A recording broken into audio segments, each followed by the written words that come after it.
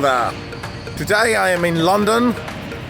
Sorry, I gotta put my jacket properly on, and I am right now. I think this is Hyde Park, and I'm heading towards Tottenham Court Road because I gotta visit a shop. I'm here on my way to Bristol because if I'm lucky, I'll have the chance to speak with an actor about one of my shows. In any case, more to come about that later.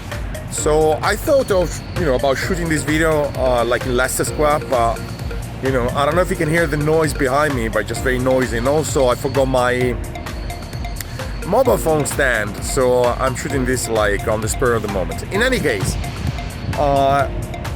today's topic is gonna be what is the difference between, if you've never done a Fringe, of course, what is the difference between a curated Fringe and a free Fringe? I don't know if that's appropriate, the word free Fringe, but it's the opposite of a curated Fringe, so to speak. So, the Prague Fringe Festival, for example, where I'm heading this end of May, it's a curated Fringe, whereas Edinburgh and Avignon off, they're what I call free Fringes. So what's the difference? Well, basically a curated Fringe, you have like a central organization, a main hub, which actually selects the shows and proposes venues where you can perform and so on and so forth. So the Prague Fringe is a good example. I assume all the other fringes out there, especially in the UK, like Bath, Bristol, whatever, there's so many and just, I lost count. They're kind of the same. So basically you pass through a selection process before you can actually get access to a venue. Another good example is the Thessaloniki Fringe, where I'll be in a few days. So I'll actually shoot next video from there, from Greece. Thessaloniki is the second main city in Greece, in case you don't know. And that's another curated Fringe. With Avignon off and Edinburgh, well, it's completely different. And basically what you do, you apply to a venue direct, and then if the venue selects you, you then register with the main hub, sort of not controlling the shows. Yeah, control is a bad word, but basically in charge of promotion and coordination of the whole event. So, for example, in the case of Avignon, what you have a cultural association, which is called, if I'm not mistaken, AFNC, which is Association Festival et Compagnie, and which you can actually join if you did the festival like a couple of times. And I don't know how the Edinburgh Fringe is structured, but I guess it's the same. So what they do in this case, they are in charge of publishing the brochure, publishing the app, basically coordinating everything it's going on. But really, there is no control whatsoever. So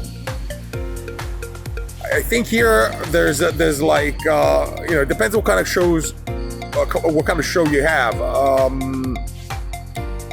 Edinburgh especially and Avignon, they're kind of free, so you can see all kind of shows, really, literally, as long as you find a venue.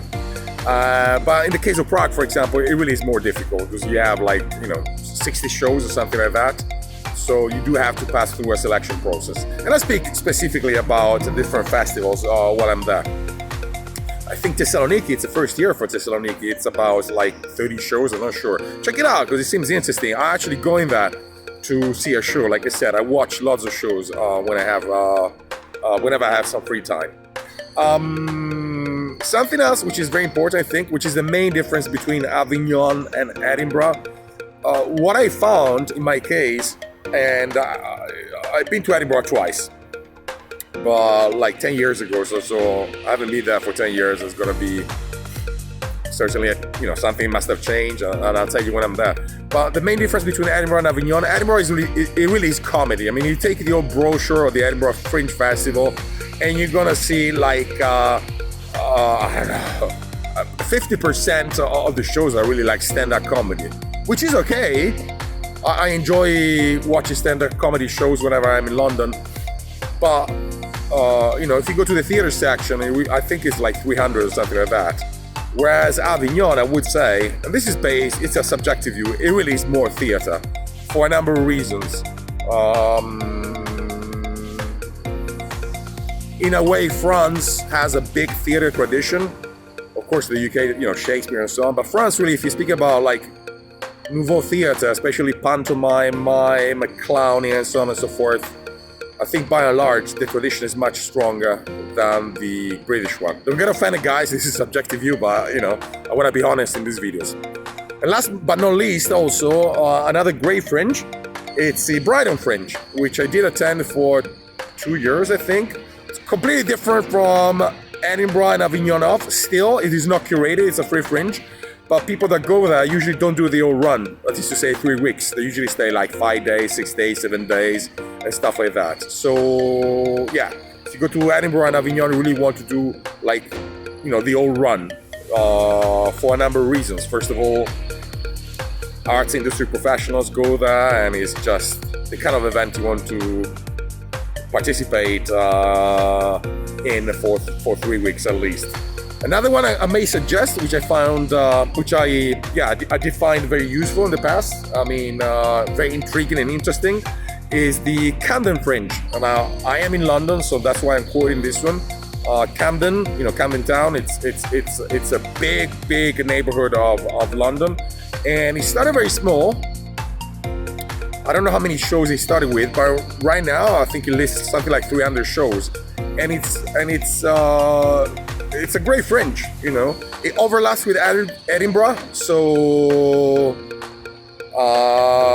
you know, you may think, all right, I'm doing something which is on a minor scale, but the quality of the shows is good. I really did see some interesting shows there, and also, it's, amazingly enough, it's way cheaper to come to London in August than to stay in Edinburgh for a number of reasons: flights, hotel accommodation, and so on and so forth. All right, that's it. So talk to you later, and tomorrow I'll be in Bristol and a new video in Bristol. I hope this is not too shaky, but it is what it is. Bye.